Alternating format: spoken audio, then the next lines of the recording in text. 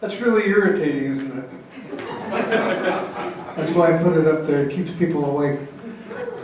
What I want to talk about tonight is not a how-to thing, and it's not, you're not going to learn a better way to introduce queens.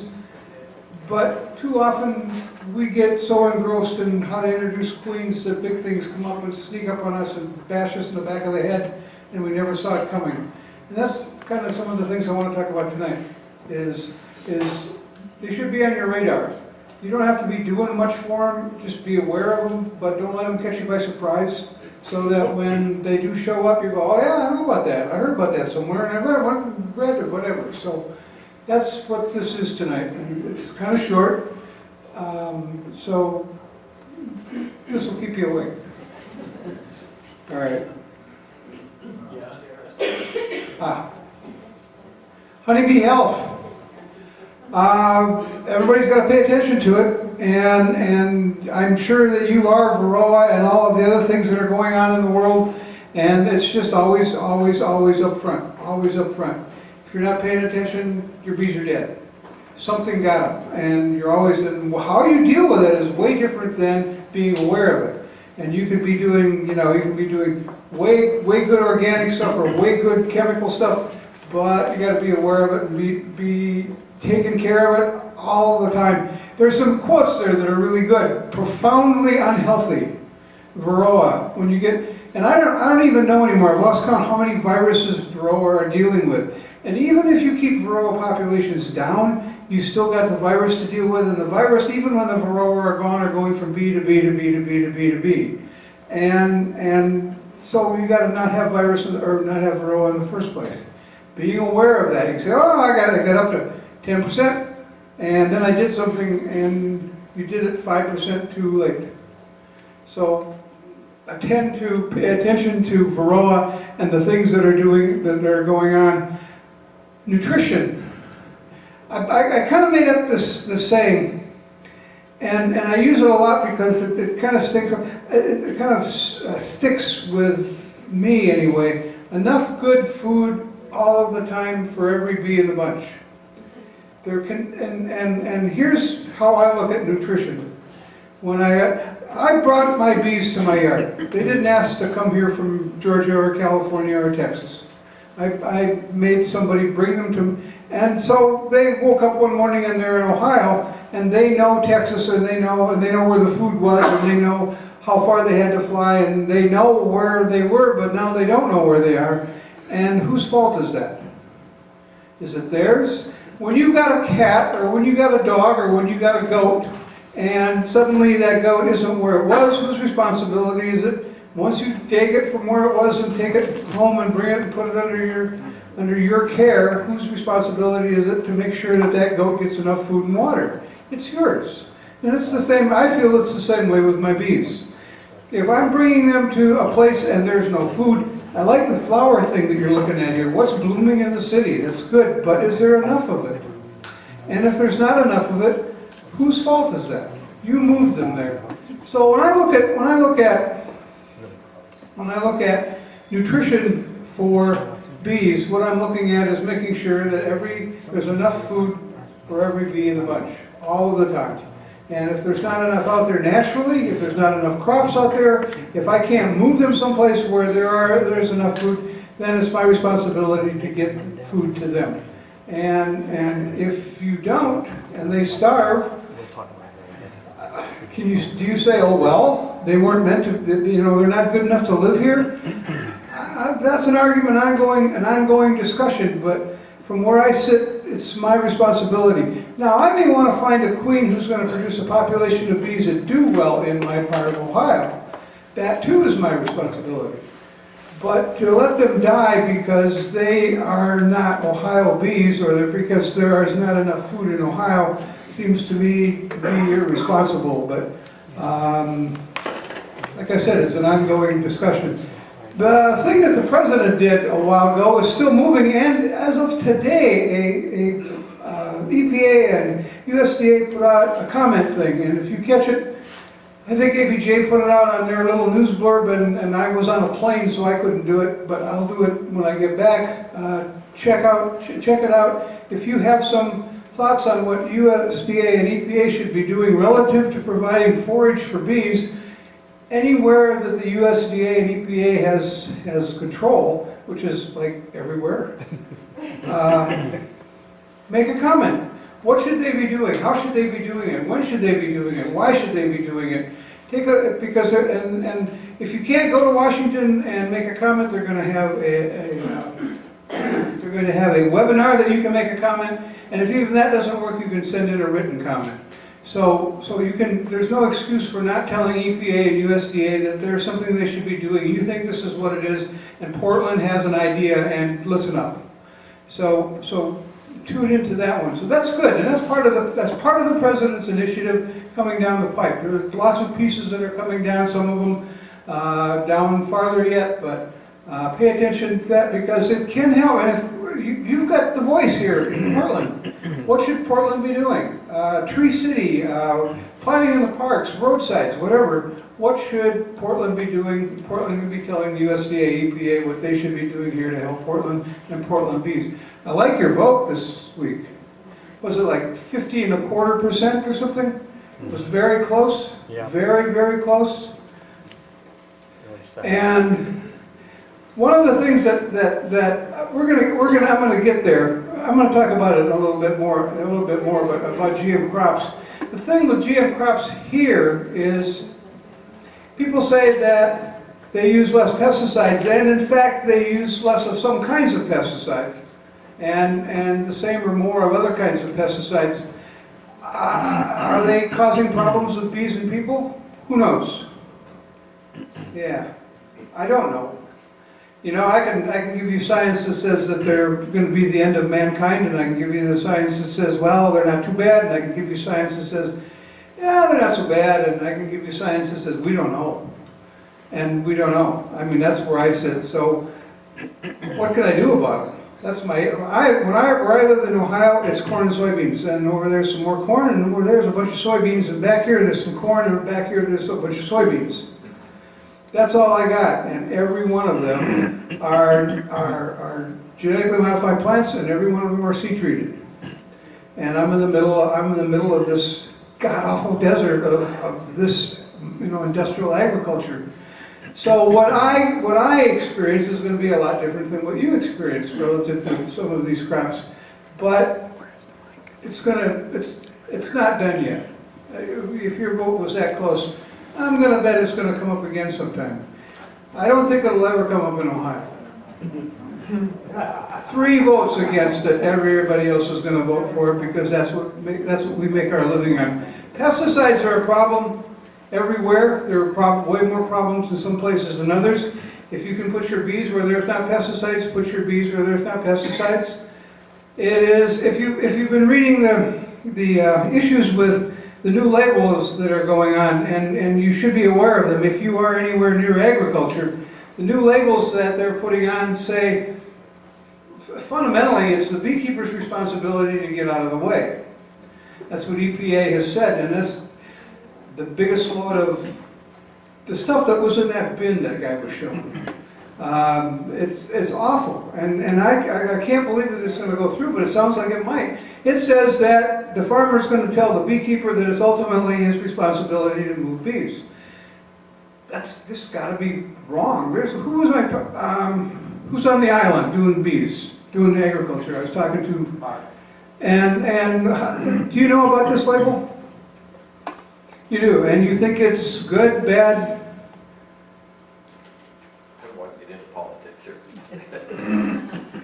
It's not good, and it's going to come home. It's going to keep coming up until it gets changed, I believe.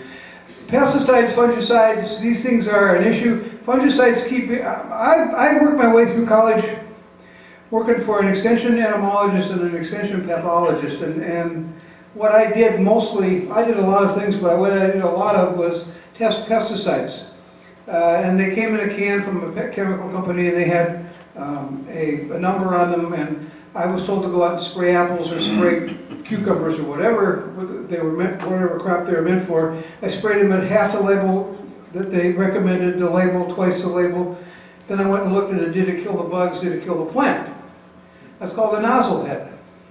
I didn't mind. I got through college without any debt, so it worked out all right for me. But one of the things that's happened is over the years, every time I got a chemical and that was a fungicide, it said on the can, you know, fungicide X133, may spray bees, may spray adult bees. So it's always been the rule that you can spray adult bees. And it doesn't, most of them, many of them then, didn't kill bees at all. They just kind of poop and flew off. And we didn't, you know, you go back and you take a look at the hive and no dead bees, safe for bees. Written off, 10 days later you're gone, the experiment's over. 20 days later, it turns out that we've got problems with larvae and queens and all sorts of things going on, but it really never rose to the top. And now it's beginning to rise to the top, especially with some of the carriers they're using, I'm told. That's the issue, but it's the new fungicides. If you're in an area where fungicides are being sprayed, let's see, golf courses? Classic, I'm sorry? Clear cuts. Clear cut. If you're in an area where your bees are going to be exposed to fungicides and the people say they're safe for bees, don't believe them. If you can't get your bees out, if you can't cover them, if you can convince them to spray something else, do that first. But fungicides are an issue, and being aware that they're an issue is going to save you a lot of grief down the road. About 3 weeks to 4 weeks down the road is when you're going to see the problem, when they've come and gone and you've forgotten that they got sprayed. That's the problem with it. So keep your eyes on for those. Corn planting, drift, a big problem. I think it's about over. I think enough noise has been made that the chemical companies and the seed companies and the seed planter companies have got it figured out. I think we'll see next spring. But one of the things that bothered me is seed companies put the stuff on the seeds, and farmers put the seeds in the corn planter, and then the corn planter went out in the seed and blew this stuff all over creation. They're yelling at the chemical company and they're yelling at the farmer. Why aren't they yelling at the seed corn planter people? That's the one that's putting it on, right? So nobody was yelling at them. I think they need more attention. And Dewey tells me that there's not a whole lot of corn and soybeans grown here. Be very glad. So that it's not as much of an issue here. But when I'm coming home in the spring from work and I'm driving through 7 miles of corn and soybeans, guess what? It's dusk at 4 in the afternoon because there's so much dust in the sky. And that stuff has got this stuff on it. So we have a real problem with that kind of an application problem. And the guy's using a 40-year-old planter and he doesn't care, he's putting it on, and it's not applying a pesticide because the pesticide is on the seed, so he has no responsibility. And the dust is going in houses and on cars and on my bees. So keep your eye on that. And then there's of course the beekeeper applied pesticides. All of the studies that have been, I'm pretty sure all of the studies that have been done have shown that beekeeper applied pesticides are rampant in hives, the most prominent chemical. We are shooting ourselves in the foot on a routine basis. And right there. And we keep putting poison in the hive. And then we put some more in. Maybe not all of us, but I'm almost surprised if the wax from my hives would have been put in that compost pile, I don't think those insects would have lived. Because all of our wax is contaminated. There is no clean wax in this country. None. All of it's got something in it. Most of it is beekeeper applied stuff. I was at Daydance anniversary last summer, and they've got a stack of wax in the middle of their factory. It's kind of a chimney thing. I don't know, it's about 20 feet on the side, and it's 3 stories tall, and it's about 30,000 pounds of beeswax. They're sitting on a gold mine. All of it's got poison in it. All of the foundation that you buy, no matter where you buy it, unless you know somebody that's making it at home off their cappings on non-pesticide applied hives, it's got some kind of poison in it. We have fouled our nest. Where do we get clean stuff? Well, I don't know. You don't buy it. You make your own. If you're in a top bar hive, like I've got one of those, I don't have a problem with that. However, guess what? The stuff that they bring home from all of those fields that they're visiting, it's just as bad. There's no clean wax. Ouch!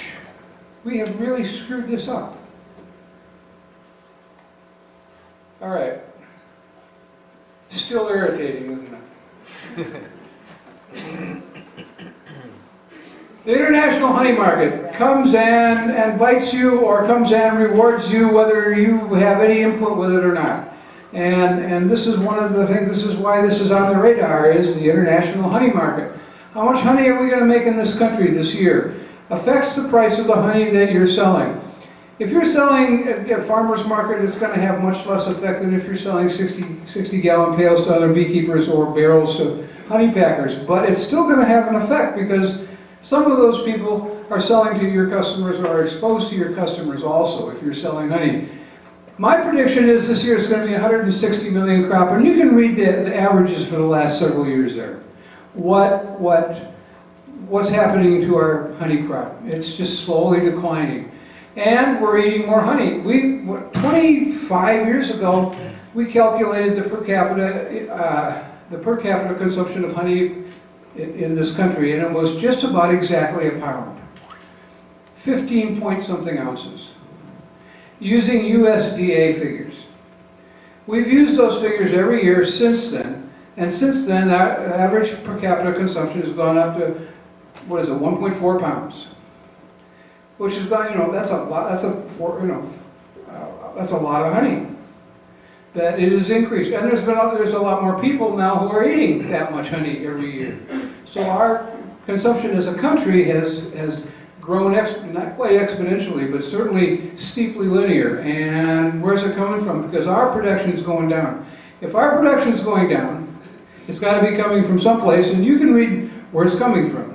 Those are the countries that you're seeing that it's coming from, and it's increasing from those countries a little bit every year because our production keeps going down a little bit every year. Again, that doesn't affect you a whole lot, but it's going to affect the people if you're buying honey and reselling it. It's going to affect the people if you're selling to people who are reselling it. It's going to affect the price on the grocery store shelf. It's going to affect the price that goes in a box of Honey Nut Cheerios, although I don't think there's enough honey in a box of Honey Nut Cheerios to bother with. But it has an effect on what happens to you as you are if you're trying to pay for your hobby or your sideline business using honey as part of that income. It's going to have an effect. So it pays you to pay attention. What's it going to be? If I'm saying 160 million pounds, last year was the worst honey crop this country ever had.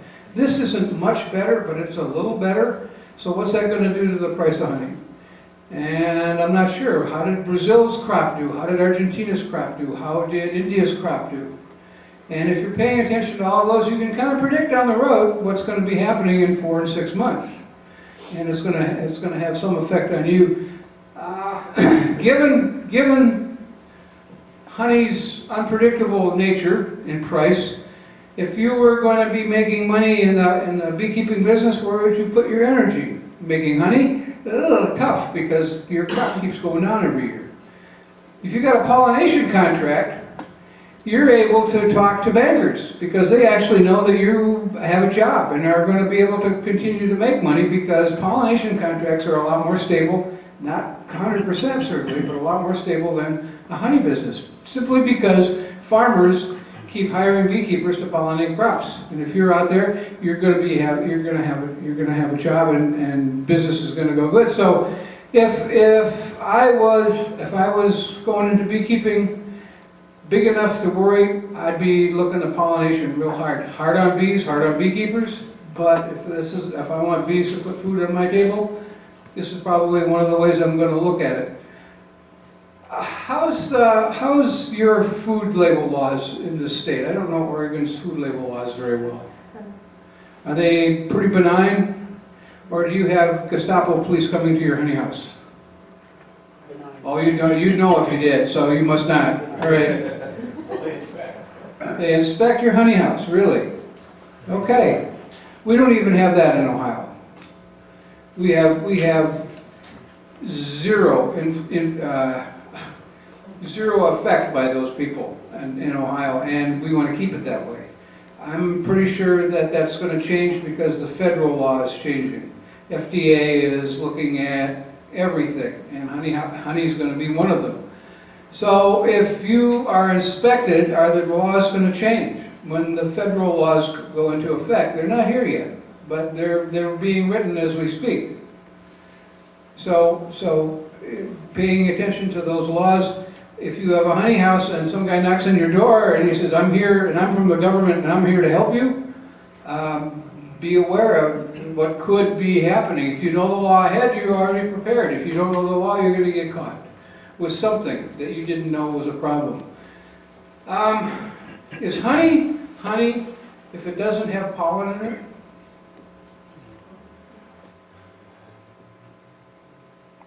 Whose definition are you using? That's what the several states have put in a law on their books that says honey's not honey if it doesn't have pollen in it. And the reason they've done that is what they're trying to do is to prevent, for instance, Chinese honey, which is ultra filtered. Other countries are filtering the heck out of it to get the pesticides out of it, whatever it is, to hide the pollen, to get the pollen out of it, to hide the source. People in this country can look at honey, the pollen in honey, and say, yes, this is from India, and this is from China, and the label says Vietnam.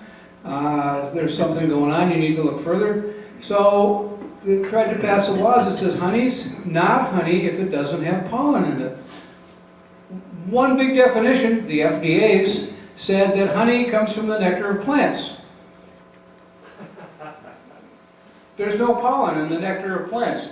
Now they'll tell you that yes, it comes. Sometimes it falls in, and therefore it should be in there. And every time that that's gone to court, they've thrown it out. It hasn't worked. So some of these states are rethinking how they're going to approach this. But if your state decides that you want to have a definition of honey because you want to protect the beekeepers in the state and you want to make sure that the honey coming into Oregon is really honey and isn't something else or isn't coming from a country that mislabeled on a barrel, and you want to do something about that, what's your law going to say? With pollen. Everybody for that? Good luck.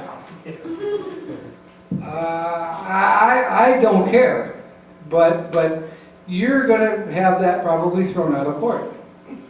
So if you write a law that says honey cannot have, honey is still honey if it doesn't have pollen in it, well, then how do you know what it is? That's the argument. Von Bryant is probably the U.S.'s expert in defining where honey comes from. He does a lot of work for customs and other government agencies when honey comes in and they send it to him and he takes a look and he says, yeah, this is really from China and it says Vietnam, you better take a look. He's the guy that does that in this country. There's some people in Germany that are also doing it. But he's going to tell you that if it doesn't have pollen in it, he doesn't have a clue where it comes from. There are some fairly sophisticated enzyme tests and other things that are above my head that they're working on to be able to do similar tests and get similar answers, but they're not there yet, and they're certainly not 2 days in the lab and we can tell you.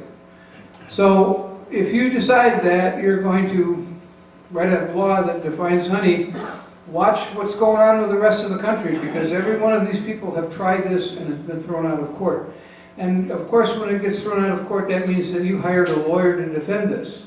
The lawyer costs you money. So before you spend a lot of money, make sure going in that you know what you're going to be getting.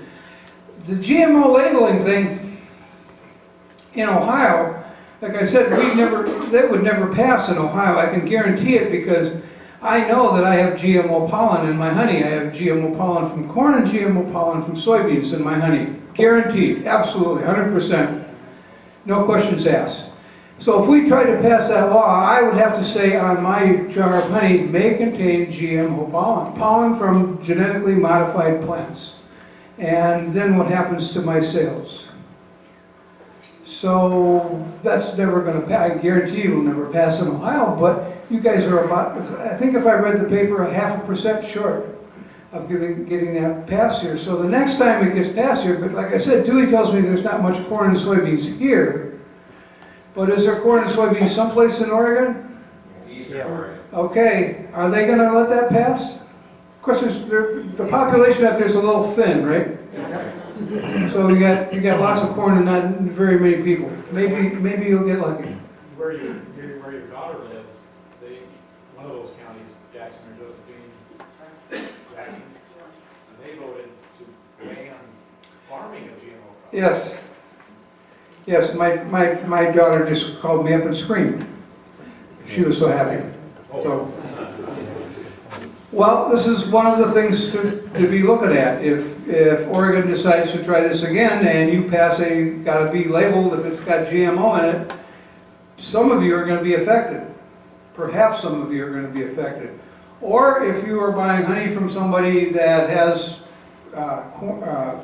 bees in that area and you're going to try and put that honey for sale at your local farm market, it's going to have to be labeled. Are you going to be at a competitive disadvantage to the guy next door who's only making honey from locally and doesn't have that problem?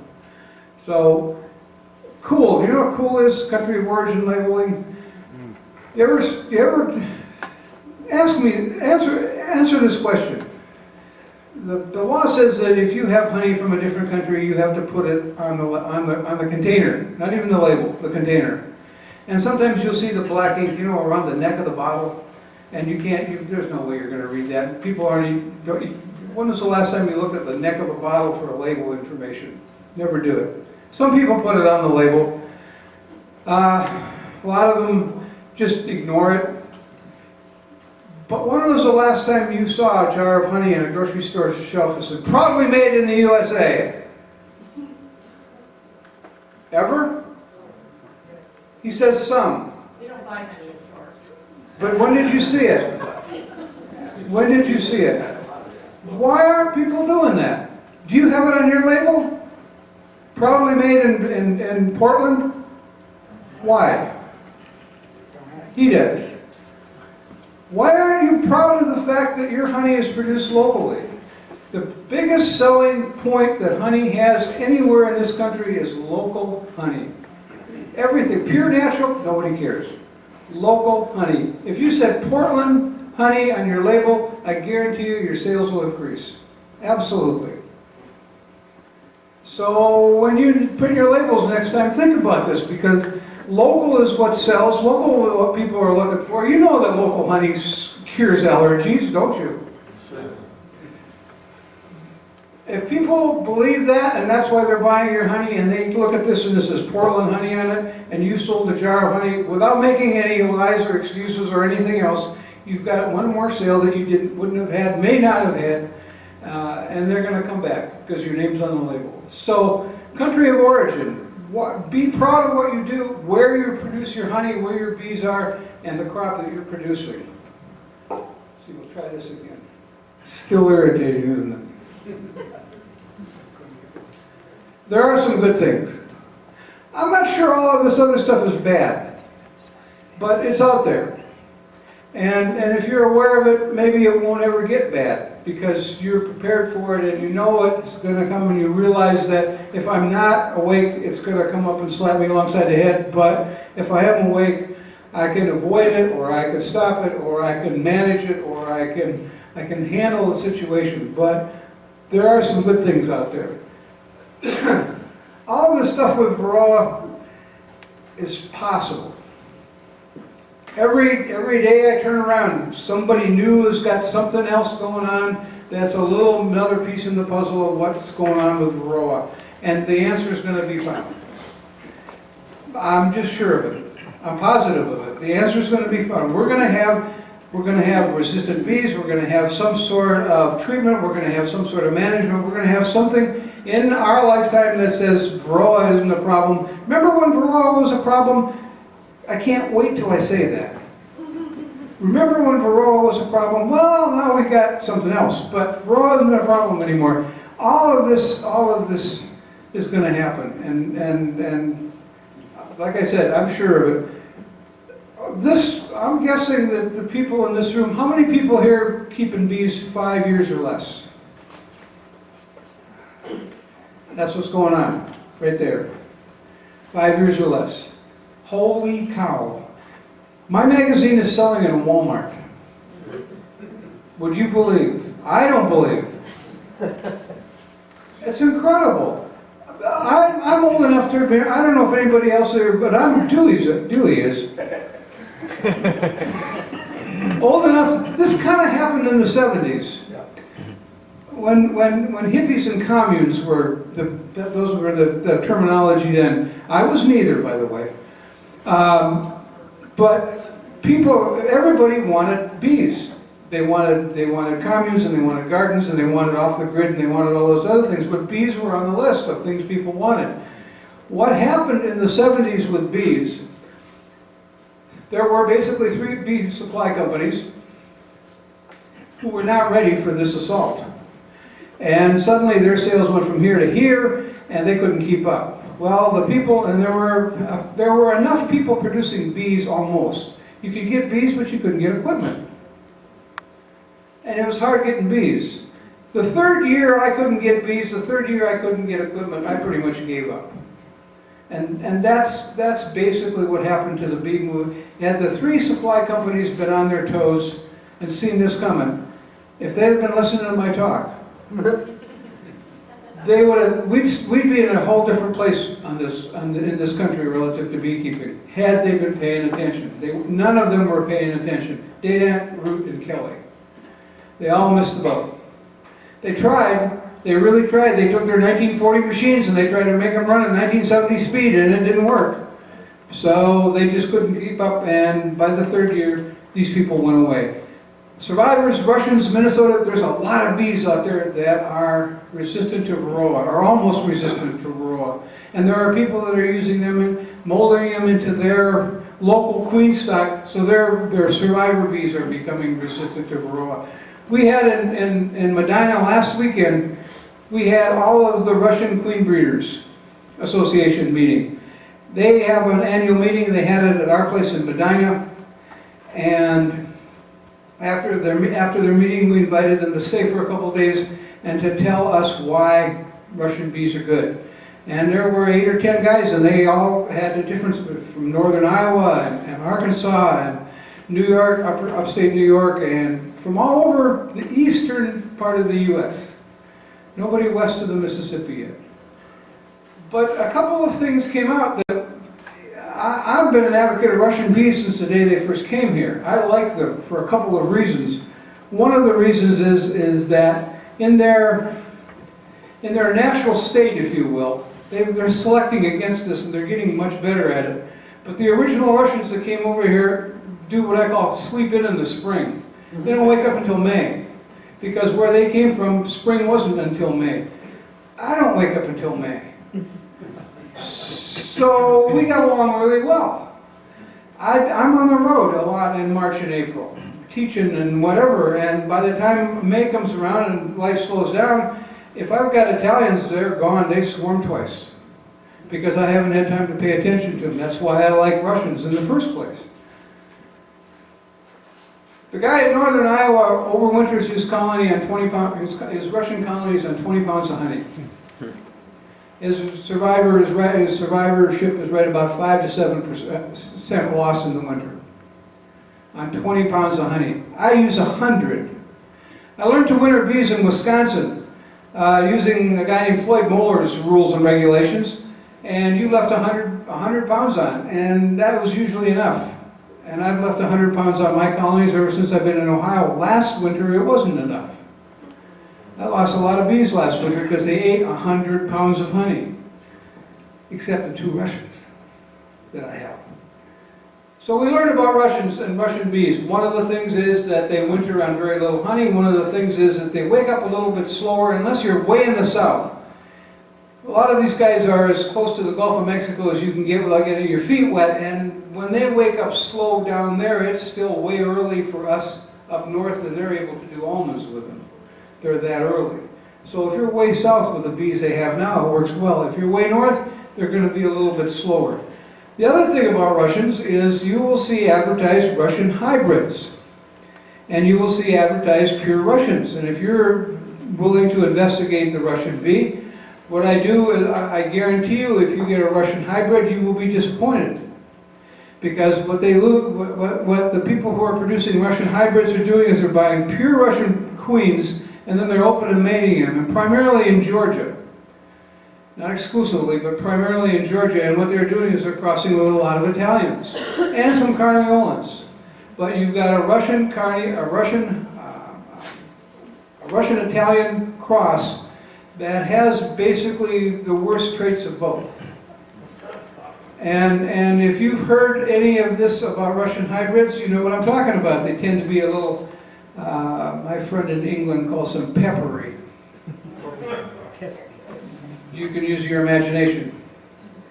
They also tend to be less Italian-like in terms of production and more Russian-like in terms of sleeping in the spring. So there are traits that from both that they've gotten, some of which are good, some of which are bad. The people who have taken Russian stock and are incorporating it into their local lines, Kirk Webster is a good example.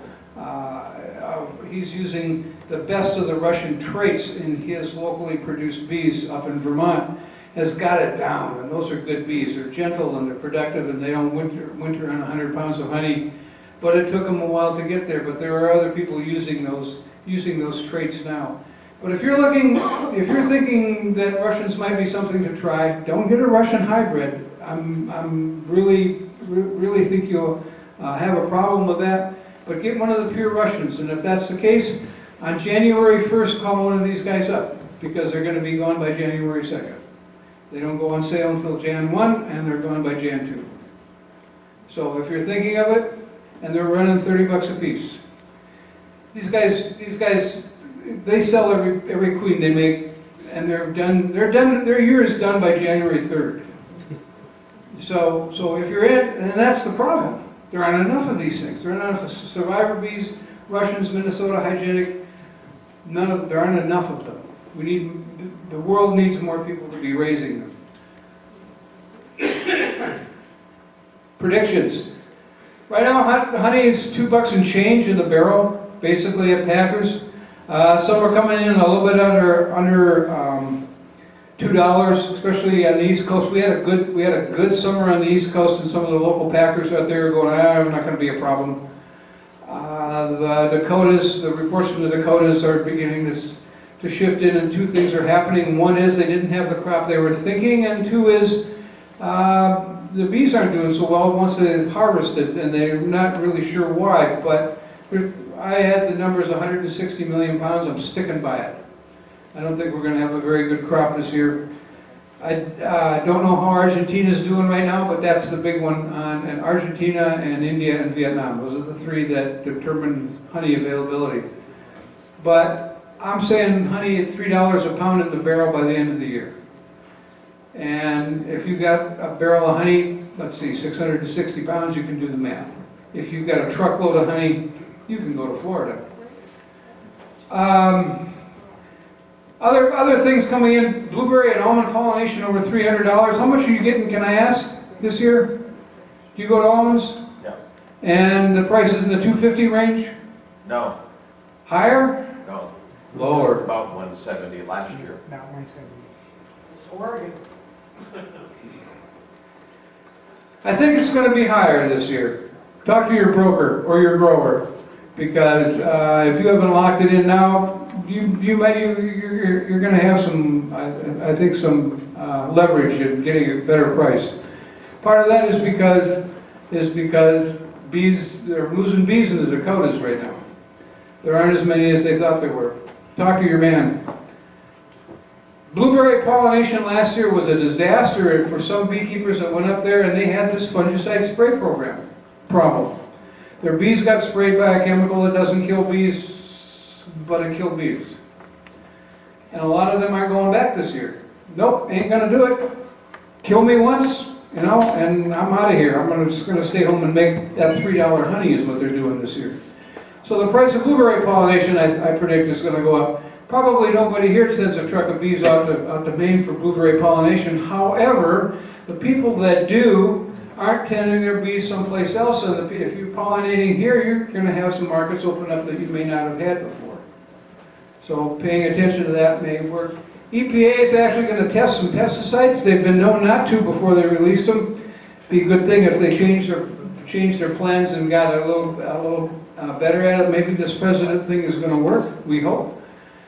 The 4-H program is working. I told you about the your ability to make comments that Portland and Oregon and things to EPA and USDA on forage and bee plantings and roadsides and all of those things is beginning to work.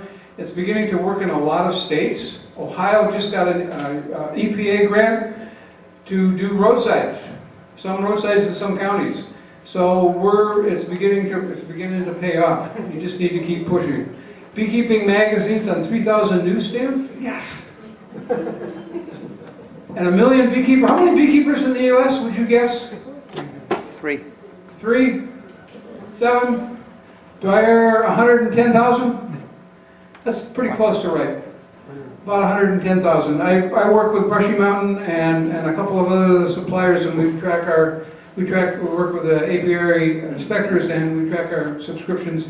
110, and if it was 150, I wouldn't be surprised, but probably not more than that. But between 110 and 150, I'd like to see 1 million, wouldn't you? This room would be full, standing room only. Fantastic. That's all I have. Thank you.